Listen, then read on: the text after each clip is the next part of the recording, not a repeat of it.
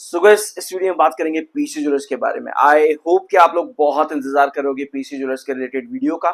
बहुत से वीडियोस मेरे चैनल पर अवेलेबल हैं, लेकिन क्या हुआ है आखिर इस कंपनी में, क्यों फीकी पड़ चुकी है। अप्रैल में मार्केट ने रिकवरी करी थी, डिसेंट रिकवरी अप्रैल में मार्केट ने करी थी, लेकिन पीसी ज्वेलर्स स्टिल रिकवर नहीं कर पाया इतना बड़ा जितना मार्केट रिकवर करके गया इन अप्रैल मंथ। आखिर ऐसा क्यों? आप इसके पीछे रीजन कह सकते हो कि भैया गोल्ड के प्राइसेस बहुत ज्यादा अनस्टेबल हैं, ग्लोबल सिचुएशन काफी ज्यादा अनस्टेबल है, तो जरूर पीसी ज्वेलर में सेलिंग मिली होगी। ये बहुत कॉमन से लूप होते हैं जिसके बीच में एक इन्वेस्टर फंस करके रह जाता है कि भैया इन रीजन से नहीं बढ़ा होगा।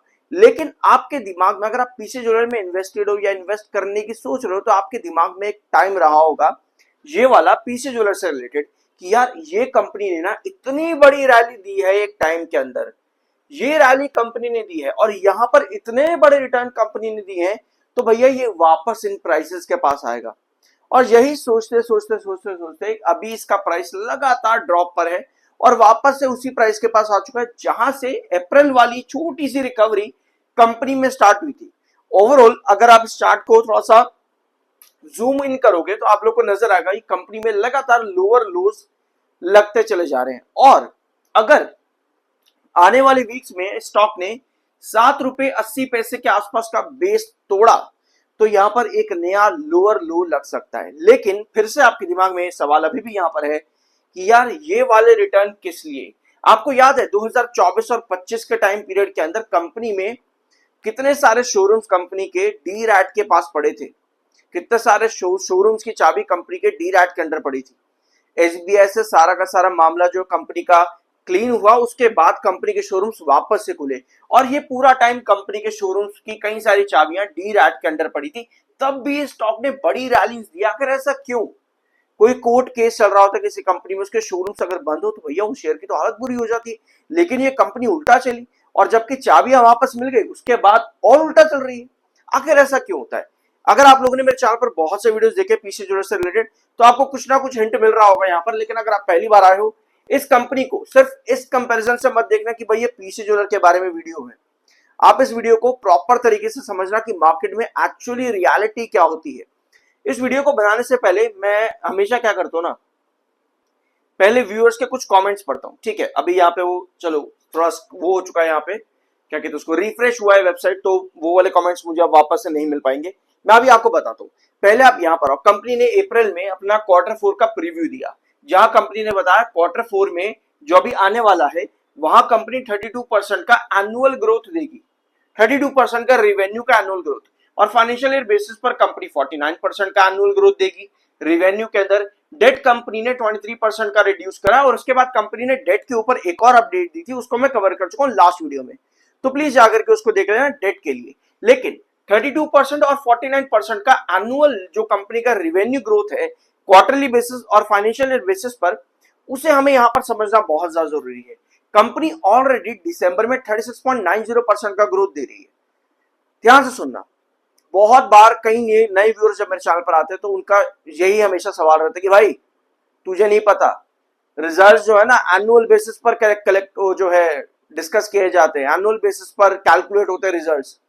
पिछले साल कंपनी ने क्या उसके बेसिस पर, क्वार्टर ऑन क्वार्टर कौन करता है भाई?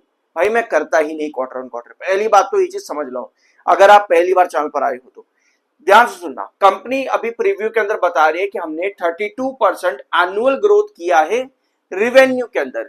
जो नंबर्स होते हैं ना, जो नंबर्स बढ़ते हैं, अभी जो कंपनी मार्च में नंबर देगी 32% ऑफ 699 कितना भी होगा आप उसको कैलकुलेट कर लेना यहाँ पर, और उतना कंपनी का रेवेन्यू आएगा।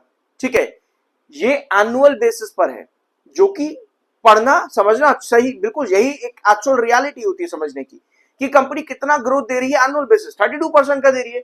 लेकिन वो जो एनुअल बेसिस का ग्रोथ आ रहा है ना, वो कैलकुलेट होता है कि कंपनी ने अभी कितना ग्रोथ दिया है दिसंबर में, यानी कि उसके पहले वाले क्वार्टर के अंदर।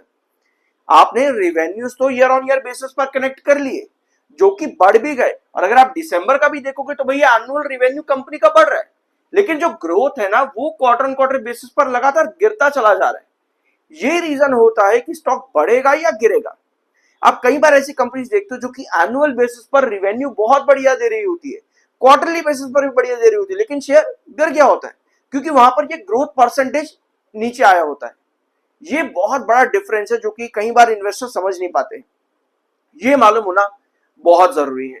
सो कंपनी का 32% रेवेन्यू ग्रोथ आ रहा है जो कि वीक है, और कंपनी लगातार यहां पर डाउन ट्रेंड के अंदर दे रही है। और जो मैंने अभी आपको रैली दिखाई चार्ट्स के ऊपर, उसका रीजन ये था कि कंपनी ने उस पूरे समय पर एक बढ़िया रेवेन्यू ग्रोथ बना करके दिया, जिसकी वजह से कंपनी लगभग 2.5-3 रुपए के आसपास से 18 रुपए 17-19 रुपए के पास तक गई। उसके पीछे ये रीजन है।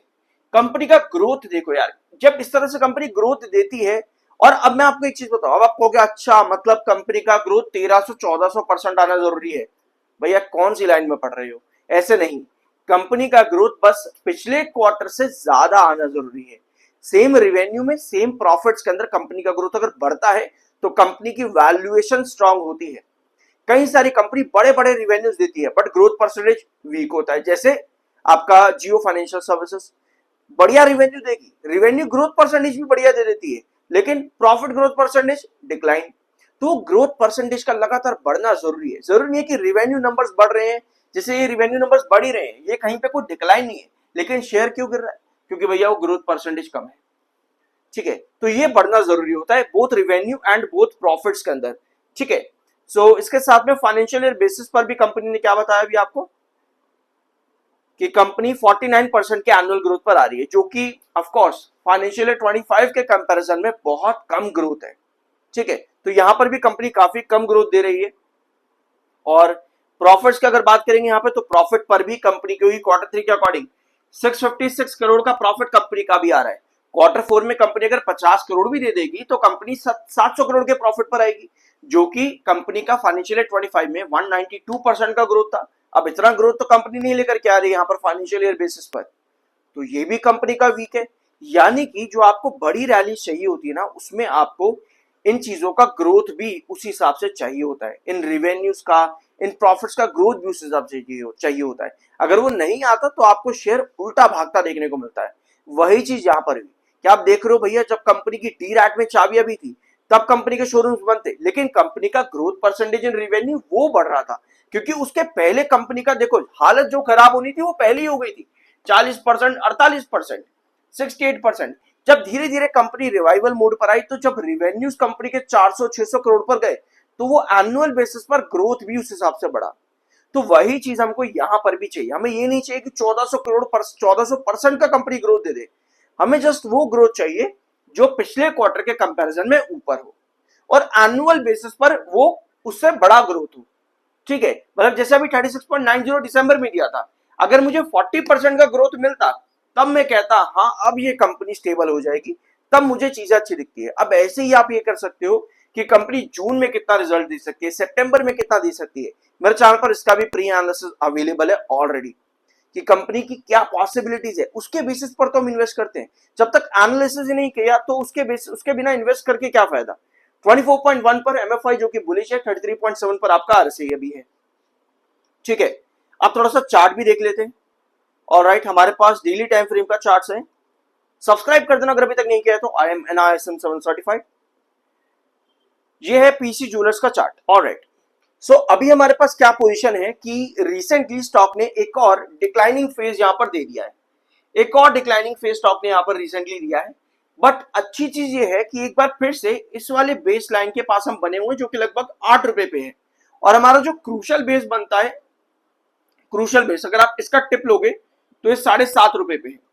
तो कहीं ना कहीं मैं 7.5 रुपए को अपना क्रूशल बेस मान लेता हूं।